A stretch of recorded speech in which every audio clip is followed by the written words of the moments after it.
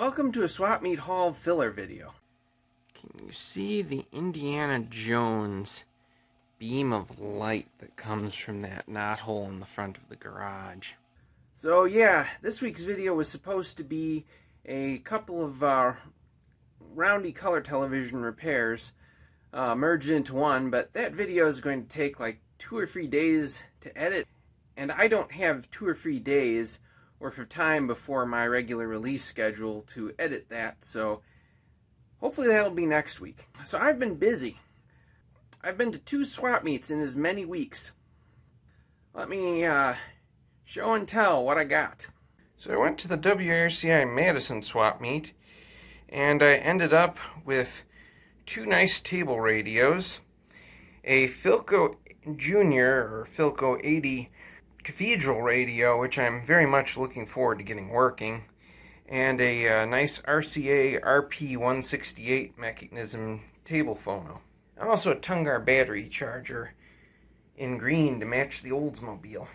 After that, I ended up driving a couple hours further west and going to meet a collector who was paring down, and I ended up with from him a crate of lacquer record recording blanks that I could cut into my own records on a record cutter I have, 200 8-track tapes, and 100 reel-to-reel tapes, as well as my first broadcast transcription turntable capable of handling 16-inch diameter records. Now I just need some pegboard and a pack of Chesterfield Kings.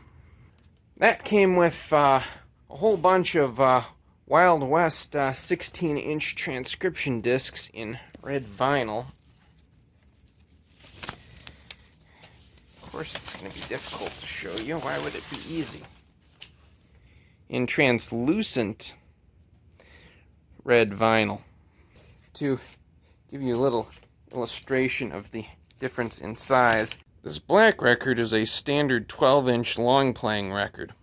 So that gives you an idea how massive 16-inch broadcast transcriptions are. I speaks good. I also got a Quatron 8-track cartridge changer that can hold and change 12 tapes. This thing's actually mostly working. There's a little rod that connects the ratcheting mechanism that turns the wheel that was disconnected, and I was able to get that going. The amp's still a little bit iffy on this, and one of the lights on the track change button, which also indicates which track you're on, one of the light bulbs that indicates is burnt out. So this is going to be a work in progress, possibly a video at some point. And of course, the 8 tracks came with the good, the bad, and the you wouldn't believe me without pictures. So I ended up going there just specifically to pick up this changer and that transcription turntable, as they were both things I very much wanted in my collection of unusual, obsolete recording format stuffs. So that was 2 weeks ago, and one of the things that also happened on that excursion is the person who I bought all of those TVs from in the TV haul video decided he wanted his stuff back. To make a long story short, he basically was in a coma for a while, and his wife freaked out and started emptying out the one of the buildings that he had to try and sell the building. And he got kind of pissed that stuff of his got sold without his permission, and luckily not at me, and decided he wanted to buy some of the stuff back. So he got back his Pilot, that little Sony portable, and that Sentinel TV that I bought for the knobs. The 2 things I knew I was going to miss were the Pilot and that Sony TV, but the Pilot more so since I was looking forward to fixing it up. So luckily the ETF had one. They had a working Pilot.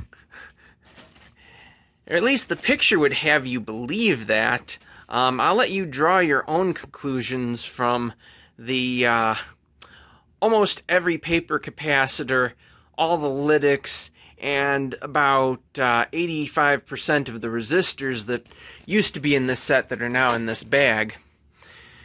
I would have liked to have videoed it, but I needed to get it done quick because he is never going to fix any of his sets. He just wants them for display purposes for a museum he may sometime start. And since I had 2 of these, I wanted to make sure if I needed any rare parts, I could swap them between the 2 sets before giving him his display set back. So this thing does actually now work pretty well.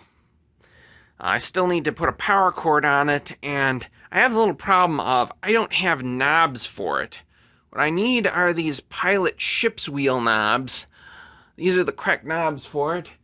I could steal 2, I just borrowed one for display purposes off of my Pilot tuner, FM tuner. But I like this radio too much to steal its knobs or part it out. These are nice little tuners. If you've got a 40s era AM only radio with a phonograph input, these will convert it to having FM as well. Granted, you have a second box, but these are very nice little tuners, and I don't want to part mine out. I want more of these tuners. I don't want to part this one out. So yeah, I'm looking for these Pilot ship's wheel or spider web knobs, depending upon your visual perspective on it. I ended up with, for very cheap, this very nice blonde VT71. The picture tube on this is cracked and down to air, so I'm going to end up doing an ELO video. Wait, I mean EOL video on that tube. Maybe we can make it light up pretty colors like this with something special.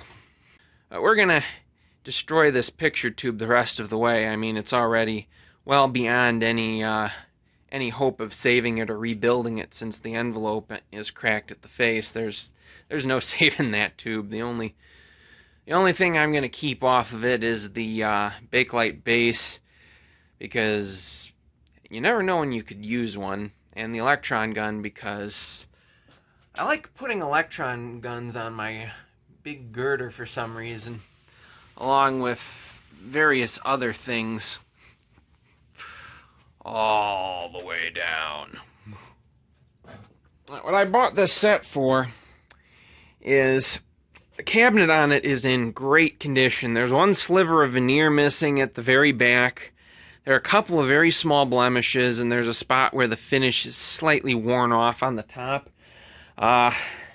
This cabinet here is a complete basket case. The bottom is all delaminated and coming apart. And it would be a pain in the butt to fix that. A lot of veneer is missing, and recreating blonde finish isn't exactly the most straightforward process from what I've heard. It's generally a better cabinet in all aspects. Like, for instance, all the paint is gone, or maybe the plating. I'm not sure if this is painted or plated on the Moto decal on this one, but the other one, it's perfect. Hell, this knob that's on this set actually came from the parts set. I just stuck it on here so I wouldn't lose it. Part set came with a back. It came with a lot of nice stuff. In case you're wondering what all the weird gack on the picture tube is on the other one, it's pretty much this, which is actually a rubber gasket that helps position the picture tube inside the face of the set. This one here is one of the only originals I have ever seen or heard of that hasn't turned to gunk. Someone used to reproduce those, but he went out of business. So, that's nice. Basically, I'm going to try to transplant this gasket from this blonde cabinet set into my other set. Make a really nice blonde. Yeah, a real nice blonde. Out of the two. And we're going to take the remaining cabinet parts and the probably the complete chassis from this thing and donate them, send them on down the road, something. I might keep the HV coil out of this set because some of the Philcos and Hallicrafters have problems with their HV sagging from the coils not being great, so I may end up doing that. Also, while I was at the ETF, I ended up with this very nice Sencore VA62 TV analyzer. It's basically a newer version of this with support for VCRs added to it. Unfortunately, no really cool flying spot scanner video camera, slide camera, whatever you'd call it, inside it like the B&K 1077 does, but there's some more frequency adjustability capability in this, and I believe support for, maybe it doesn't have support for stereo television sound, but it's got a lot of nice features in it, including the built-in ability to send external video modulation into it. I could probably modify it for external audio modulation too, and have myself one more agile modulator with built-in test pattern generator. I've been hoping to get one of these for a while because, well, several years ago, this nice little add-on for these showed up and was cheap, and there were like 2 or 3 of the main units that were at the, I think it was the ETF where I got this, and there were 2 or 3 like this way back when I got this box, but they went for more than I wanted to spend that year. Well, this year I got this for a price I consider acceptable. Some of the controls are a little bit seized up on it. I need to do some control lubrication and whatnot on this. There's also some interesting vintage television, I guess you'd call it, open source hacks for this thing. Someone created a modified ROM flash for these and some circuit modifications that would add channel 1 over-the-air television for support of pre-1948 TV tuners of channel 1. I think support for the old 21 megahertz video IF frequency, which I'm pretty sure this doesn't currently support. And a few other goodies. At some point, once I've got this thing tuned up and I'm confident it's working 100%, I know that it at least works 80% based on some tests I've done to it. Once I'm confident this thing is going 100%, I'm probably going to look into getting that modification done. I think a friend of mine might actually have a device for flashing ROMs. If he does, and I can get the correct chip and the flash file, which I'm pretty sure is available on Video Karma somewhere for free download, I think I could probably get a chip made for it. Then I just need to figure out where all the wire change instructions are for this and get those done.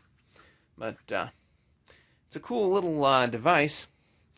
Also, I've been wanting to have back a hardware-based multi-burst pattern generator, as I don't trust certain DVD sources I have to produce as correct of one as this will likely produce. As far as sales at the ETF, I didn't bring any color sets. I ended up selling the Coburg, the Predicta parts accumulation part set, I guess you could call it. It was a piece of junk, and a few other things. ETF meet was pretty good overall. I did great on sales. I would have liked to have bought a few different things that I got outbid on. But let's move on to the stuff that is still in the garage as of yet that I haven't started to try to sort into the basement. Can you see the Indiana Jones beam of light that comes from that knothole in the front of the garage? Maybe. Some more items I got at the ETF meet. I got back an Emerson TV that was basically the same model as the first TV I ever had when I was a kid. I was about 12, the family moved, and it became the set that, oh, we'll throw it in the minivan after the movers had packed all the rest of the furniture the day before, and we'll keep watching it until we move. Well, there's too much stuff to fit in the minivan, so we ended up giving this to a neighbor, and I always was unhappy that they gave away my TV set back then. So I found another the same model. Only cost me 15 bucks. If you're in the Chicago area and you find one of these Emerson model EC194C sets, it's possible my old one might have been a smaller screen size. If you ever see one and there's a piece of either pale blue, gray, or brown electrical tape wrapped around near the power plug, it's probably the set I used to have. I also got a Norelco program projector. This makes 3 of these that I own, including one that is NOS. I'm planning on doing a video series on these eventually, so keep an eye out for that whenever it happens to drop. I also got a interesting Sony video production set in flight cases.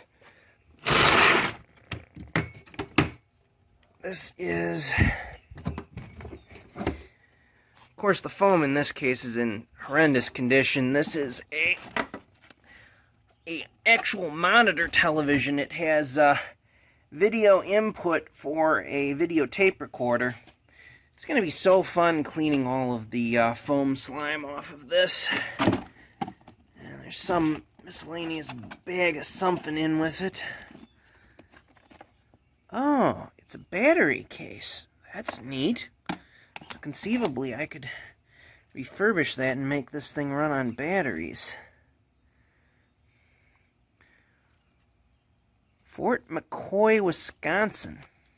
Huh. So that came from this state. That paper's gross, so I'm not going to touch it anymore for a while. And that foam is gross.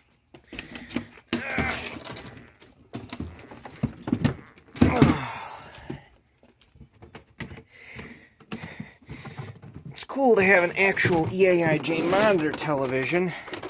And here is a, I believe, color Sony camera.